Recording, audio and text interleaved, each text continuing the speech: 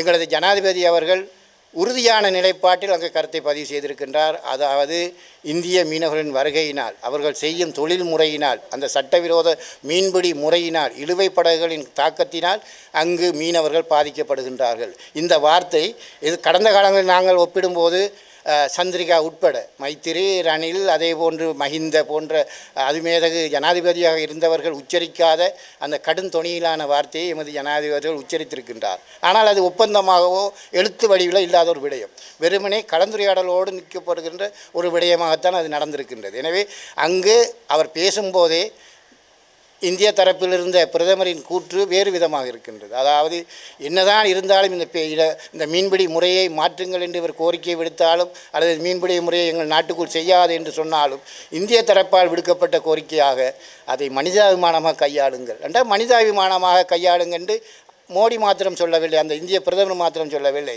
தமிழக முதல்வரும் அவ்வாறான கோரிக்கையை தான் வைக்கின்றார்.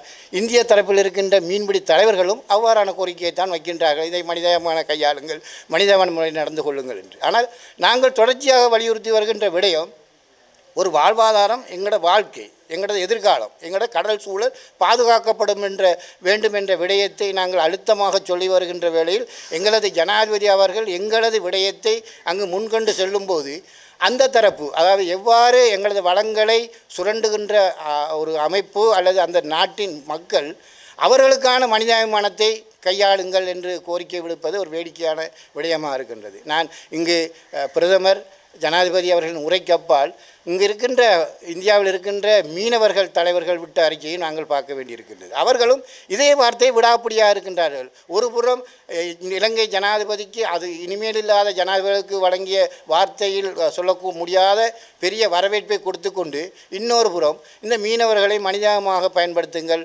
அவர்கள் செய்யும் தொழிலை தொடர்ந்து செய்ய அனுமதியுங்கள், அப்படி என்றால் இந்த கடல் வளத்தை அளிக்கின்ற தொழிலை தொடர்ந்து செய்ய அனுமதி வருகின்றார்களா என்ற கேள்வி எங்களுக்கு மாத்திரமல்ல, இதை கேட்கின்ற ஒரு நபருக்கும் இருக்க வேண்டிய ஒரு பொறுப்பு இருக்கின்றது. நாங்கள் கடல் வளத்தை நாசமாக்காத, அதை கைவிடக்கூடிய, அந்த சட்டவிரோத மீன்பிடி முறையை நிறுத்தக்கூடிய வகைகளை செய்யுங்கள் என்று கேட்கும்போது மனிதாபிமானமாக அதை கையாளுங்கள் என்றால், உண்மையில் மீன்பிடிய வருபவர்களை நாங்கள் மனிதாபிமான கையாள வேண்டும் என்பது ஒரு கோரிக்கை, அதை ஏற்றுக்கொள்ளத்தான் வேண்டும். ஆனால் செய்யும் தொழிலை, அந்த சட்டவிரோத மீன்பிடியை மனிதாபிமான கையாளுங்கள் என்ற கோரிக்கையை ஏற்றுக்கொள்ள முடியாது.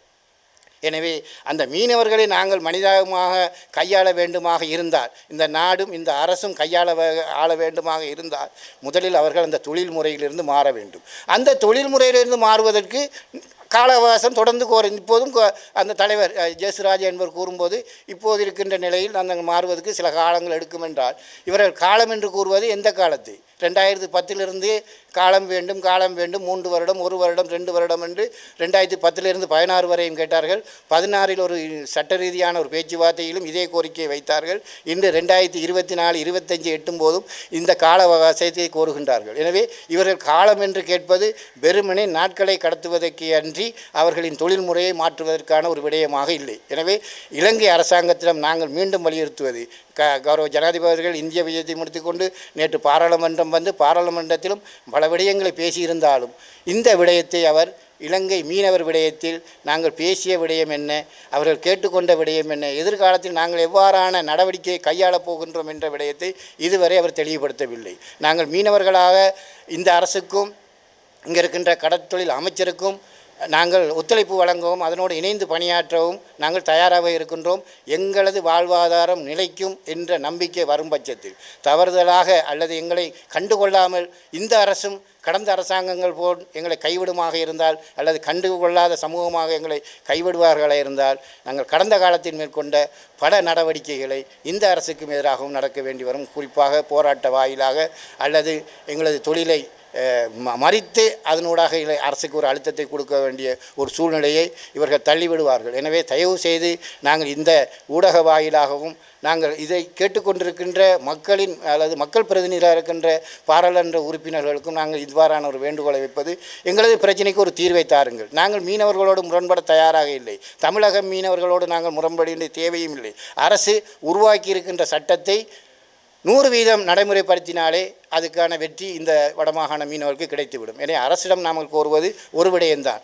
சட்டத்தை உருவாக்கிய நீங்கள் சட்டத்தை நடைமுறைப்படுத்துங்கள். அதுக்கு பாதுகாப்பு தரப்பு தனது முழுமையான 100% ஒத்துழைப்பை வழங்குமாக இருந்தால் இந்திய மீனவர்கள் எங்கள் எல்லையை தாண்டுவது நிறுத்தப்பட 100% வாய்ப்பு இருக்கின்றது. இதுக்கப்பால் அதை பேச்சுவார்த்தை அல்லது மனிதாபிமானம் என்று பேசிக்கொண்டு காலத்தை கடத்துவதால் இங்கு இருக்கின்ற பிரச்சினை ஒரு புறையோடி போன புண்ணாகை மாறுமே தவிர தீர்வான ஒரு விடயமாக மாறாது என்பதை தெரிவித்துக் கொள்கின்றேன். நானும் பார்த்தேன், எக்கனாமிக் டைம்ஸ் என்ற பத்திரிகைக்கு கொடுத்த பிரத்யேக பேட்டியிலேயே ஜனாதிபதி அவர்கள் அவ்வாறான கருத்தை பதிவு செய்திருக்கின்றார். என்னவென்றால் அதானி குழுமத்தோடு சேர்ந்து பணியாற்ற நாங்கள் தயாராக இருக்கின்றோம் என்று. அது இனி வரக்கூடிய, அதாவது நிறைய விடயங்கள் இதில் இருக்கின்றன. மன்னாரில் அமைக்கப்படக்கூடிய காற்றலை மின்சாரம், இப்போ சம்பூரில் ஒரு காற்றலை மின்சாரம் அமைப்பதற்கான ஒரு ஒப்பந்தம் செய்யப்பட்டிருக்க அறிகிறோம். அதற்கப்பால் கொழும்பில் இருக்கின்ற துறைமுக முனைப்பகுதியும் அபிவிருத்தி என்ற போர்வையில் நீண்ட ஒரு பெரிய திட்டங்களூடாகத்தான் அது பேசப்பட்டிருக்கின்றது.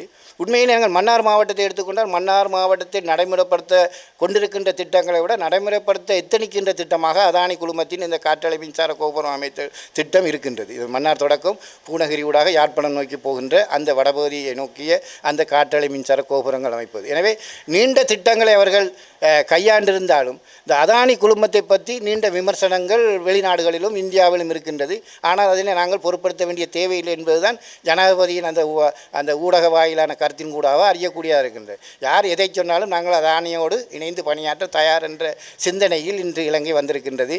ஆனால் இதே வார்த்தையை கடந்த காலத்தில் ரணில் அவர்கள் மேற்கொண்ட போது இந்த கட்சிகள், அதாவது இப்போது இருக்கின்ற என்பிபி கட்சி தான் முழுமையாக அதை ஏற்றுக்கொள்ள முடியாது என்று விமர்சித்த ஒரு தலைமைத்துவம் இன்று அதானியோடு சேர்ந்து பயணிக்க தாங்கள் தயார் என்று கூறியிருப்பது அவர்களின் அரசியலின் அதாவது ஏலாத்தன்மையை காட்டுகின்றது. அதாவது அரசியலுக்கு முன்னர் ஒரு கதை பின்னர் ஒரு கதை என்ற கருத்தை தான் இங்கு வலியுறுத்துகின்றது.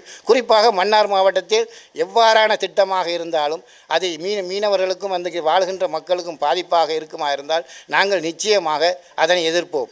இன்று காற்றலை மின்சாரம், மணல் அகழ்வு போன்ற திட்டங்கள் இன்னும் நடைமுறைப்படுத்தப்பட்டு கொண்டிருக்கின்றது. அதை தடுத்து நிறுத்திய பாடவில்லை. எனவே அதானி குழுமத்தோடு ஒப்பந்தம் செய்து மீண்டும் இந்த திட்டத்தை இங்கு கொண்டு வருவதாக இருந்தால் நாங்கள் நிச்சயமாக எங்களது எதிர்ப்பை அங்கு பதிவு செய்வோம். குறிப்பாக இந்த வடமாகாண கடற்துறை இணையத்தின் செயலாளராக இருக்கின்றபடியாக நான் இந்த விடயத்துக்கு பதில் சொல்ல வேண்டிய பொறுப்பும் இருக்கின்றது. நாங்கள் கடந்த மாதம் 22ஆம் தேதி கௌரவ கடற்துறை அமைச்சரை வடமாகாணத்தில் இலங்கையிலே முதல் முறையாக அவரை கௌரவித்து வரவேற்று பொன்னாடை அணிவித்து மாலை அணிவித்து அவருக்குரிய மரியாதையை வழங்கி அவரிடம் நாங்கள் வடபகுதி மீனவர்கள் முகங்கொடுக்கின்ற கடந்த காலத்தில் நடந்திருக்கின்ற தவறுகள் முகங்கொடுக்கின்ற பிரச்சனைகள் தொடர்பான ஒரு ஆவணத்தை கையளித்திருந்தோம். முழுமையாக பெற்றுக்கொண்டு இந்த இந்திய மீனவர் விஷயம் அடங்கும் நிறைய விடயங்களுக்கு அவர் பதிலும் தந்திருந்தார். அவ்வாறான வேளையில் நாங்கள் மன்னாருக்கான அழைப்பையும் நான் அழைத்திருந்தேன். குறிப்பாக இன்று வரை அந்த அழைப்பை அவர் கண்டுகொள்ளவில்லை. ஏனெனில் நிறைய விடயங்கள் வெள்ளம் அது என்று நிறைய விடயங்கள் நடந்திருந்தாலும் ஏனைய மாவட்டங்களுக்கும் ஏனைய மீனவர்களை சந்தித்த கடற்துறை அமைச்சர் மன்னார் மாவட்டத்துக்கு இன்னும் வருகை தரவும் இல்லை, மீனவர்களை சந்திக்கவும் இல்லை. அழைப்பு விடுத்தது அவ்வாறே இருக்கின்றது. இங்கு ஒரு விடயத்தை மீண்டும் பதிவு செய்வதாக இருந்தால் கடற்றொழில் அமைச்சர் உண்மையிலேயே அவரின் அந்த கடற்றொழில் நடவடிக்கையிலிருந்து மாறி வேறு எதுவும் செய்கின்றாரா என்ற கேள்வியும் இருக்கின்றது. அதாவது அவருக்கு கொடுக்கப்பட்ட துறை கடற்தொழில் சார்ந்த பிரச்சனையை கையாள்வதற்கு. ஆனால் இன்று வரை அவர் அது தொடர்பாக நாடாளுமன்றத்தில் கதைக்கவில்லை என்ற ஒரு விமர்சனம் இருக்கின்றது. அதற்கப்பால் அவரிடம் கொடுக்கப்பட்ட பொறுப்புகளிலிருந்து அவர் சற்று விலகி தனது மாவட்டத்தையும் தனது எங்கு தான் பிறந்த மாவட்டத்தை பிரதிநிதித்துவப்படுத்தி பேசி கொண்டிருக்கிறார். வடமாகாணத்தில் அவர் பிரதிநிதியை தவிர அவர் தன்னை வேறொரு மாவட்டத்தின் பிரதிநிதியாக வேறொரு மாவட்டத்தின் மகனாக குடிமகனாக ஊடகங்களில் நான் கதைத்த பார்த்திருக்கிறேன். எனவே அவர் இன்று வடமாகாணத்துக்குரியவர். உண்மையாக மீன்பிடி என்பது தேசிய ரீதியில் வழங்கப்பட்டிருந்த அந்த பொறுப்பு வடமாகாணத்தில் இருக்கின்ற அந்த அமைச்சை கொடுத்திருப்பதால் வடமாகாணத்தில் அவர் 90% அந்த மக்களின் பிரச்சனையை அறிந்தவராக இருக்க வேண்டும். அவ்வாறு அறிந்திருந்தும் அதை கண்டுகொள்ளாமல் இருப்பது இங்கு வேடிக்கையாக இருக்கின்றது. அதை நாங்கள் எதிர்காலத்தில் எவ்வாறு அதை சரி செய்யலாம் என்று பார்க்கலாம். இந்த அனர்த்தங்களால் மீனவர்கள் மிகவும் பாதிக்கப்பட்டு எந்தவித இழப்பீடுகளும் கிடைக்காமல் மிகவும் அவதியுற்ற நிலையில் இருக்கிறார்கள். மீனவர்களுக்கான நிவாரணமாக எரிபொருள் மானியம் வழங்கப்படும் என்றார்கள். ஆனால் அந்த மானியம் மண்ணெண்ணெய் கொள்வனவு செய்கிற அந்த பில்லுகளின் அடிப்படையிலே வழங்கப்படும் என்றார்கள். ஆனால் விவசாயிகளுக்கு ஏற்பட்ட பாதிப்புக்கு அந்த விவசாயிகளுக்கு எந்தவித பரிசீலனையும் இல்லாமல் வழங்கப்படுகிறது. மற்ற கடலில் நடைபெற்ற இழப்புகள், மீனவர்கள வலைகள் இழப்புகளில் மீனவர்கள் தொழிலுக்கு விடும்போது தான் சென்று பார்க்கலாம். ஆனால் புயல் காலங்களிலே தொழிலுக்கு செல்ல வேண்டாம் என்று தடுத்தபோது அந்த ஆழ்கடலிலே தொழில் செய்த மீனவர்கள் கடலுக்கு செல்லாமல் இருந்து பிறகு ஒரு நிலைமை சீராக வரும்போது தான் கடலுக்கு சென்று தங்களது வலைகளை பார்த்தார்கள். அந்த வேளைகளில் ஏற்பட்ட இழப்புகள் சம்பந்தமாக வந்து போலீஸிலே பதிவுடையவோ அல்லாட்டி மாவட்ட கடத்தல் திணைக்களத்துக்கு போய் பதிவு செய்ய போகும்போது அதெல்லாம் தாங்கள் முடித்து விட்டோம் என்ற நிலை ஏற்படுகிறது. மீனவர்கள் கடலுக்கும் போகக்கூடாது, இழப்பீடுகளையும் அறிவிக்க வேண்டும் என்றால் இந்த நிலையிலே எவ்வாறு அவர்கள் இந்த இழப்பீடுகளை கூறுவது? கடத்தொழில் அமைச்சர் யாழ்ப்பாணத்திலே உள்ள ஒவ்வொரு கிராமங்களுக்கும் போய் அந்த வெள்ள நிவாரணங்களை பார்த்து அதற்கான வெள்ள நிவாரணங்கள் வழங்குவதற்கான நடவடிக்கை எடுத்தார். ஆனால் எமது மன்னார் மாவட்டத்துக்கான அழைப்புதலை அவருக்கு கொடுத்தபோது அவரால் இன்னும் மன்னாருக்கு வர இயலாத காரணம் என்னவென்று தெரியவில்லை. இந்த முறை பாராளுமன்றத்துக்கு தெரிவு செய்யப்பட்ட ஒவ்வொரு மலையக பாராளுமன்ற உறுப்பினர்களும் தங்களது பாராளுமன்ற உரையிலே வந்து அந்த மாவட்டத்துக்கு தேவைகள், அந்த மாவட்ட பாதிப்புகள் பற்றித்தான் தங்களது உரைகளை வழங்கினார்கள். ஆனால் எமது கடத்தொழில் அமைச்சரும் சரி, எமது வடமாகாண பாராளுமன்ற உறுப்பினர்களும் சரி, இந்த மீனவர்களுக்கு ஏற்படுகின்ற பாதிப்பு, இந்திய எழுவப்படுவதனாலே ஏற்படுகின்ற அந்த பாதிப்புகள் பற்றிய எந்தவித அக்கறையும் இன்றி எந்தவித சொற்பொழிவும் மாற்றாதது வடபகுதி மீனவர்களின் மனங்களை புண்படுத்துகின்றது. எனவே இப்பொழுது இருக்கின்ற கடத்தொழில் அமைச்சரால் எங்களுக்கான நிவாரணங்கள் கிடைக்கப்படுமாங்கிறது ஒரு கேள்விக்குறியாக இருக்கிறது. ஏற்கனவே இரு அரசாங்கங்களும் சேர்ந்து 6 கட்ட பேச்சுவார்த்தைகள் நடத்தியுள்ளன. அந்த 6 கட்ட பேச்சுவார்த்தையிலும் என்ன இடம்பெற்றது என்பது இதுவரைக்கும் எமது வடபகுதி மீனவர்களுக்கு எதுவுமே தெரியாது. ஆனால் பேச்சுவார்த்தைகள் நல்ல விதத்திலே நிறைவேறி இருக்கிறது, மீனவர்களுக்கான நல்ல முடிவுகள் கிடைக்கும் என்று சொல்கிறார்கள். ஆனால் எமது நாட்டின் ஜனாதிபதியும் இந்தியா சென்று தன்னுடைய பேச்சுவார்த்தைகளை முடித்து வந்துள்ளார். ஆனால் இதில் 7ஆம் கட்ட பேச்சுவார்த்தைகள் எப்படி ஆரம்பிக்கும் என்று தெரியவில்லை. அது இரு அரசாங்கத்துக்காக இருந்தாலும் சரி, அந்த இரு அரசாங்கங்களோடு சேர்ந்து எங்களுடைய மீனவர்கள் பங்கு பெற்றுவதாக இருந்தாலும் சரி, அதற்கான கருப்பொருளாக இந்திய இழுவப்படகு எமது கடலிலே தொழில் செய்யாது என்ற அந்த கருப்பொருளை வைத்தால்தான் வடபகுதி மீனவர்கள் அந்த பேச்சுவார்த்தையில் ஈடுபடுவார்கள். அதை விட்டு ஒவ்வொரு முறையும் அவர்கள் கேட்கின்ற போது அந்த கால அவகாசங்களை கொடுத்து நாங்கள் இன்னும் மடத்தனமாகவும் பேயராகவும் ஆக விரும்பவில்லை. ஏனென்றால் ஒரு காலத்திலே வடபகுதியிலே இருந்து இலங்கையிட மீன் தேவைகள் 47% வடபகுதி மீனவர்களால் தீர்க்கப்பட்டது. ஆனால் இன்று அதே தேவையை 17% மட்டும்தான் எங்களால் தீர்க்கக்கூடியதாக இருக்கிறது. அப்போ இந்த குறிப்பிட்ட காலத்துக்குள்ளேயே 30% நாங்கள் பின்னடைந்திருக்கின்றோம். இன்னும் இவர்களை விடும்போது வடபகுதி கடலில் மீன் இருக்குமா என்ற ஒரு நிலை ஏற்படும். அந்த மீன் மட்டுமல்ல, எங்களுடைய வலைகள், மீனவர்களுடைய வலைகளை அவர்கள் சூறையாடி எல்லாத்தையும் பீத்து எங்களை பர்மக்கோட்டுக்கு கீழ் இன்னும் தள்ளி கொண்டு இருக்கிறார்கள். எனவே இந்த நிலையிலிருந்து நாங்கள் விடுபட வேண்டும் என்றால் இந்த வடபகுதிக்கு கடல் பகுதியில் வருகின்ற இந்த இழுவப்படகுகள் முற்றாக நிறுத்தப்பட வேண்டும். அதாவது ஒரு நாளைக்கு 2500 படகுகள் என்றால் வாரத்திலே 3 நாள் என்றால் 7500 படகுகள் எங்களுடைய தென்பகுதி கடலிலும் வடபகுதி கடலிலும் நம்முடைய கடலை சூறையாடுகிறது. எனவே இந்த சூறையாடலிலிருந்து எங்களை இந்த அரசாங்கமாவது முற்று முழுதாக காப்பாற்றி எங்களுடைய மீனவர்களுக்கான எதிர்காலத்தை ஒரு சுபிட்சமான முறையில் அமைத்து தரும் என்ற ஒரு நோக்கத்தோடு தான் இந்த முறை வடபகுதியிலும் அந்த என்பிபி கட்சியை வெற்றியடைய செய்தார்கள். ஆனால் மீண்டும் எங்களை மனஸ்தாபப்பட வச்சு இனி வருகின்ற உள்ளூராட்சி தேர்தல்கள், வடமாகாண தேர்தல்களிலே அந்த கட்சியை நாங்கள் புறக்கணிக்கிற அளவுக்கு வைக்காமல் எங்களுடைய தேவைகளை, எங்களுடைய பாதிப்புகளை நிவர்த்தி செய்து தரும்படி கேட்டு நிற்கின்றோம். ஜி ஜோகராஜ், மன்னார் மீனவ கூட்டுச்சங்க பிரதேச சமாச தலைவர், இணையத்தின் நிர்வாக உறுப்பினர். இன்று மன்னார் மாவட்டத்தில் நடக்கின்ற மீனவர்களுக்கான படுமோசமான நடவடிக்கைகள் இந்த அரசாங்கத்திலும் நடக்கின்றது என்பதனை முதலிலே நான் கூறிக்கொள்ள விரும்புகின்றேன். குறிப்பாக கடந்த காலத்தில்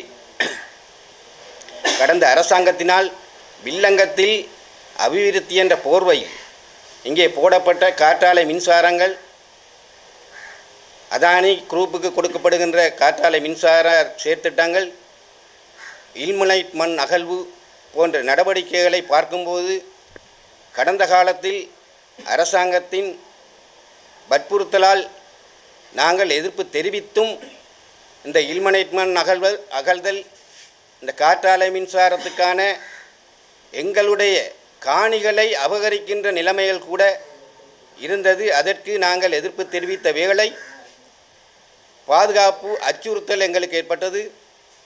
அதே போன்ற ஒரு செயற்பாடு இந்த அரசாங்கம் வந்த பிறகும்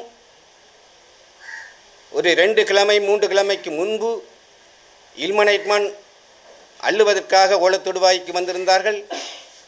இந்த ஓலத்தொடுவாய் மக்கள் அதற்கு எதிர்ப்பு தெரிவித்தார்கள். அந்த நேரம் அங்கு சென்ற செயற்பாட்டாளர்களுக்கு அச்சுறுத்தல் விளைவிக்கும் வகையில் சில செயற்பாடுகள் நடந்திருந்தது. அதேபோல் காற்றாலை மின்சாரம் என்ற வகையிலே காணி அபகரிப்பென்று போகும்போது அங்கேயும் அச்சுறுத்தல், சொந்த காணியிலேயே அச்சுறுத்தல் ஏற்படுகின்ற நிலைமையும் இங்கே காணப்படுகின்றது.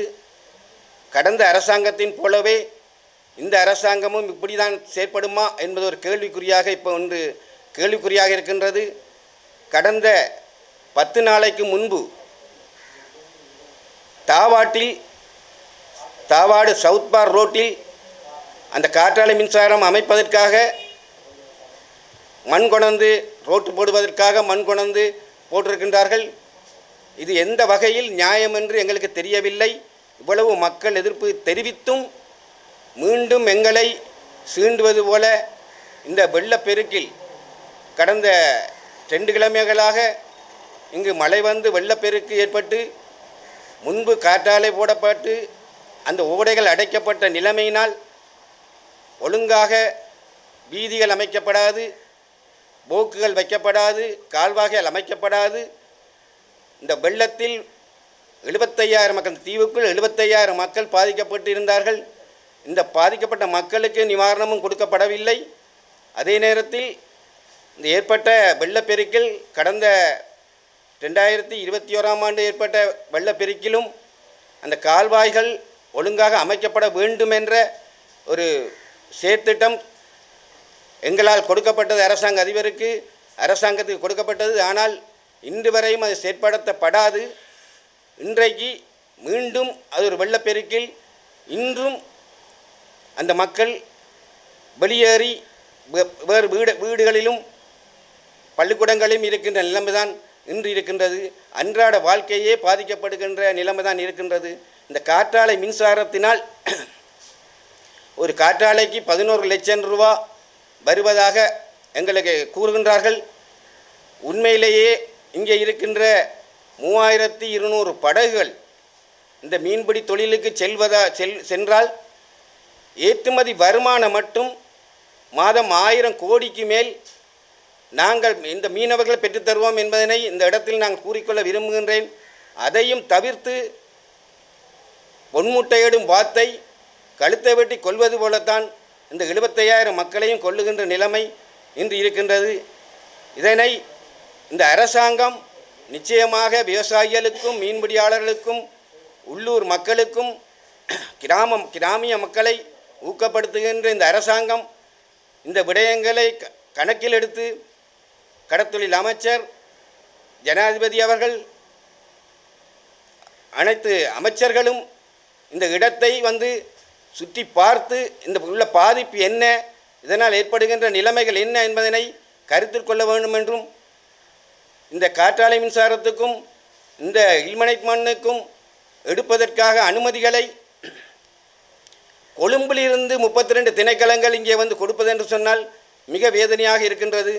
இந்த திணைக்களங்கள் இங்கே அரசாங்க அதிபரையும் பிரதேச செயலாளரையும் இங்கே திணைக்கள அதிகாரிகளையும் மீறித்தான் இங்கே வந்து செயல்படுகிறார்கள் என்பதனை இங்கே இந்த கூறிக்கொள்ள விரும்புகின்றேன்.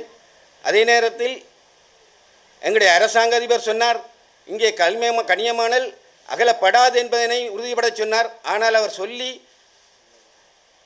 2 தடவை இங்கே மண்ணுக்கு வந்திருக்கின்றார்கள். இது எந்த அளவு நியாயம் என்பதனை விளங்கிக் கொள்ள வேண்டியிருக்கின்றது. இந்த இடத்தில் மன்னார் மக்கள் இவ்வளவு பாதிப்புகளை அனுபவித்தும் கூட இந்த அரச திணைக்களங்கள் அல்லது மீன்பிடி அமைச்சர்கள், சுற்றுச்சூழல் அமைச்சர், கரையோர பாதுகாப்பு அமைச்சர், மீன்பிடி அமைச்சர் ஒருவரும் இங்கு வந்து கணக்கில் எடுக்காத நிலைமை தான் இங்கே காணப்படுகின்றது. இந்த வகையிலே நாங்கள் வேதனைப்படுகின்றோம். இந்த மக்கள் இந்தியாவின் தமிழ்நாடோடு சேர்த்து விட்டீர்களா இந்த மன்னார் மாவட்டத்தை என்பதனைத்தான் நாங்கள் கேள்விக்குறியாக கேட்க வேண்டியிருக்கின்றது. இந்த வகையிலே இதுக்கு ஒரு நல்ல தீர்வை இந்த அரசாங்கம் எங்களுக்கு பெற்று தர வேண்டும் என்று வினயமாக கேட்டுக்கொள்கின்றேன். நன்றி.